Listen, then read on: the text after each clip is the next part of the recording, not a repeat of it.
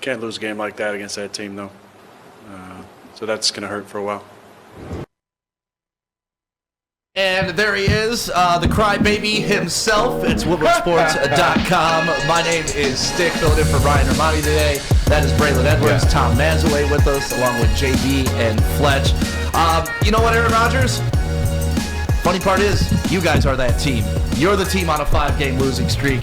You're the team that has no offense to be heard of. Tell him why you're mad, Stick. I'm mad because Aaron Rodgers, everything's caught up to your ass. Everybody thought you were a great quarterback once upon a time because you got one Super Bowl, what was that, over a decade ago? What have you done since then besides drive that entire franchise into the ground? They're in cap hell. They drafted a rookie quarterback and they've wasted his entire rookie contract. They're in talent hell. You show up late to training camp. You don't get the OTAs with your new wide receivers and then expect them to show up on game time knowing what the hell to do. You publicly dish your GM. You publicly dish your head coach on Jeopardy, mind you. You play the game with, I might retire, I might not, I might get married, I don't know. Like, he has held them hostage. And this is a good question, Stick. They're the only team that's not owned by a group or a majority owner. They are owned by the Green Bay Packers fan base. Everybody owns 0.011% or whatever. I guarantee you, if they had an owner, if they had a Robert Kraft, if they had a Jerry Jones, they wouldn't be in the same space that they've been in the last 2.5 years because owners wouldn't let a player take complete autonomy. Yeah, and I'd like to think if the Detroit Lions ever won a Super Bowl, whoever that quarterback was, I would give them lenience. I don't know if I'd give them 12 years of lenience. Yeah. I don't. Yeah. And Aaron Rodgers, we joked about this a couple years ago. Now that Matthew Stafford has his Super Bowl, who's had the better career?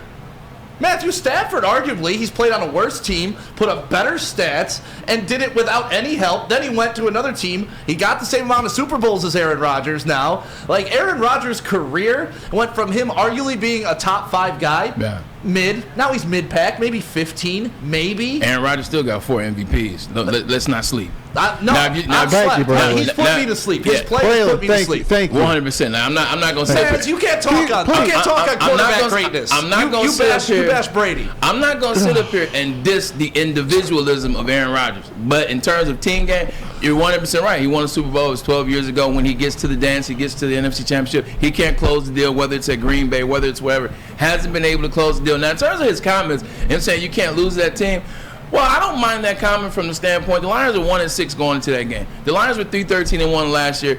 Everybody's been calling for Dan Campbell's head. Aaron Glenn almost was under the knife a couple weeks ago. So I understand what he meant by that comment. I don't have a problem with that. But everything you said after that comment is correct. Did you ever play with a pouty little bitch quarterback like that, where every throw that wasn't complete, he's rolling his eyes, he's shrugging his shoulder, too, man. He's on the bench? Brady's got how many Super Bowls, man? Matter. Yes, it does, because that's exactly the conversation. Why are you yelling? Can I get a word in? No, Can I get that's exactly the conversation that we were having. Someone turn his mic off. That's exactly the conversation. He's dissing Aaron Rodgers. The best quarterback in the last 12 years. The best quarterback. No, that's Patrick Mahomes. Just throwing that out there. Come on, man. All right, I'm done. Have fun. Enjoy the show. No, but that's what we were talking about before the show is when you're winning, you can forgive Aaron Rodgers for being the way he is, for screwing all his teammates, for blaming everybody else, for throwing those temper tantrums. But when you're a loser like he's been at least the past 5 years. Holy crap. What am I listening to? They're a top 3 team every year. This is the first hiccup they've had in 15 years. What are you talking about, Maz?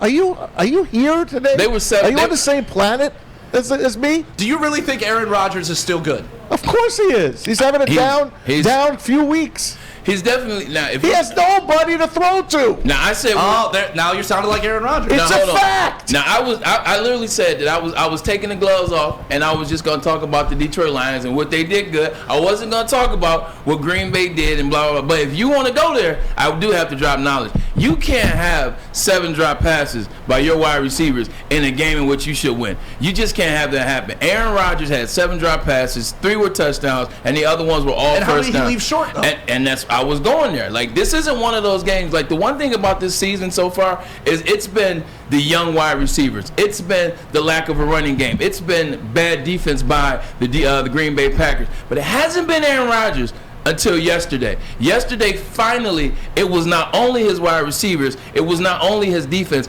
it was him as well, because Aaron Rodgers definitely missed 4 throws that would have won the game, each and every one of them. So he had a bad game yesterday. But he's been struggling this year, but the only reason I have no sympathy for him is because guess who made that bid? Aaron Rodgers made that bid, so now he has to land it. But and we can talk about the drops all day, but can we talk about the interceptions?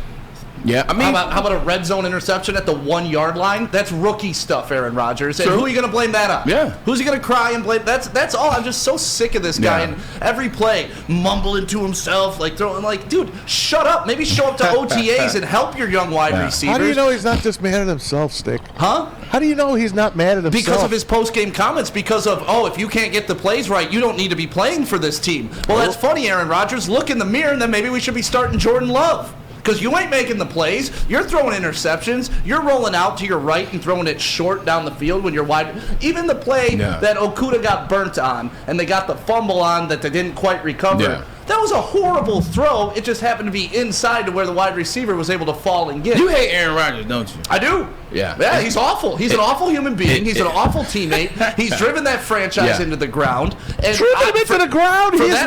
They've been one of the best 3 teams in football for 12, 13 years. What have you done for me lately? It's just this year, idiot. Is that lately? Is that lately? Or are we just going to sit on his Super Bowl from 12 years ago and anoint him that he's good?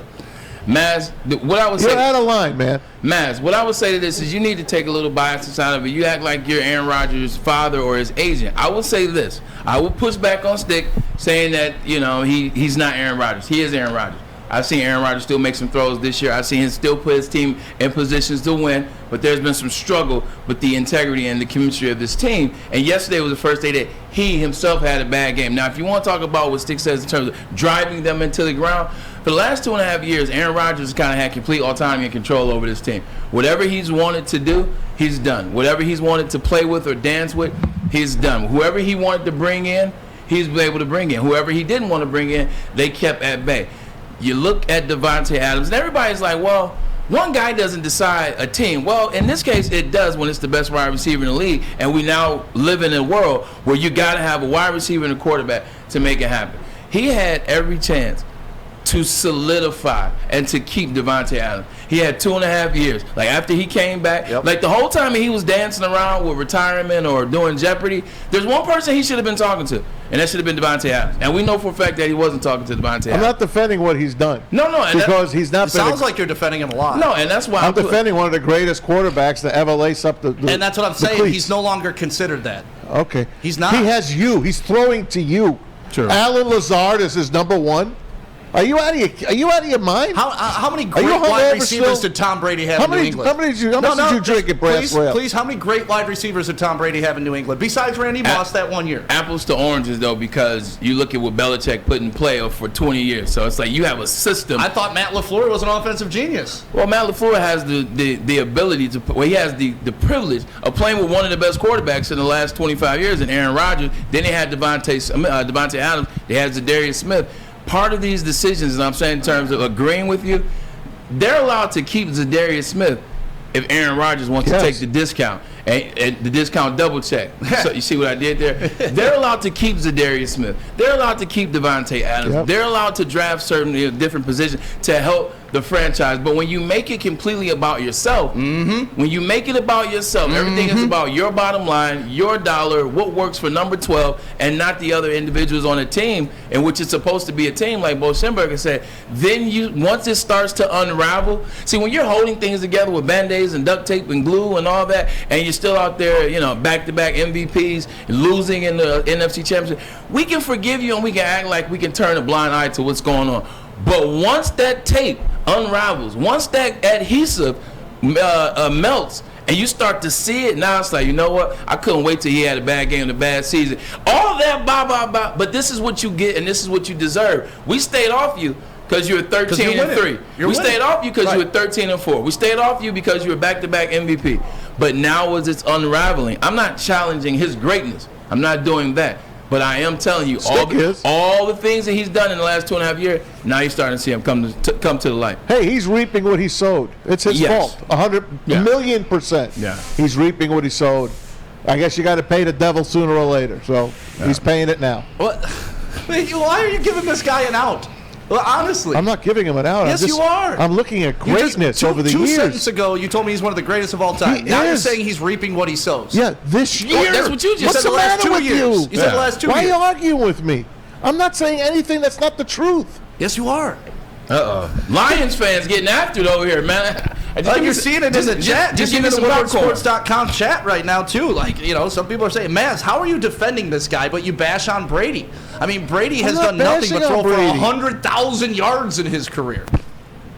Oh yeah, there it is. I love the fact that Tom Brady and LeBron James have played so long at such a high level. Every game, every minute on the court, on the field, they're breaking some record. Like, damn, like, don't they have all the records yet? I mean, LeBron still got to break the points record. Right. Like, I was like, what else can Brady achieve on the field? But the difference is when I look at a Tom Brady and I look at an Aaron Rodgers was great 12 years ago. Tom Brady's been great his whole career, even up to last year.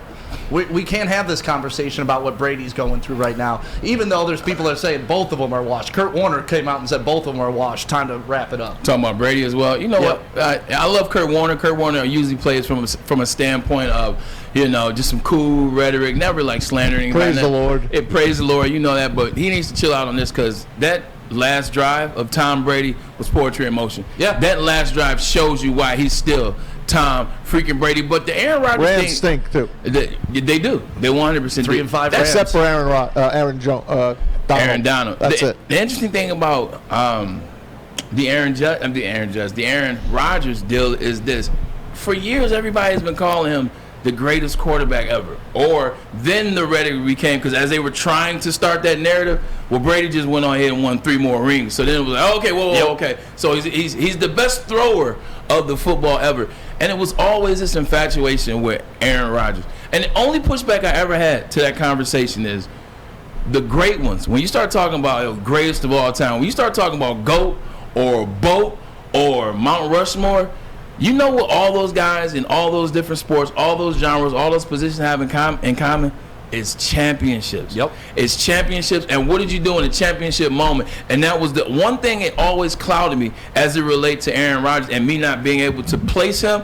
Because I'm like, yes, in terms of his talent, he does not throw interceptions. He's probably the most efficient quarterback in NFL history. Like, he's Aaron Rodgers, right? He's A-Rod. He's one A-Rod. But right. all those There's the losses but. in the NFC Championship, and Yep. he's only been to one Super Bowl. Granted, he won that Super Bowl. That was always my pushback. Because if you want to say that, then him and Russell Wilson are the same. Russell Wilson got one Super Bowl win too. Well, and he's efficient as well. That's so, honestly, yeah. that's what I was just going to say. Aaron Rodgers went from being one of the best all times to maybe not even being in the top 5 of his era. I mean, you could put Drew Brees above him. Like you said, you could put Russell Wilson above him. Like, I could go on at Matthew Stafford. There's 3 that I can put above him right now off the top of my head without doing any research. All 3 of those quarterbacks you just named right now are butt right now. Russell Wilson's having a bad year. Stafford's having a bad year. And so is Aaron Rodgers. But Stafford won a Super Bowl last year. This is true. Rodgers, been 12 years, so we'll figure that out.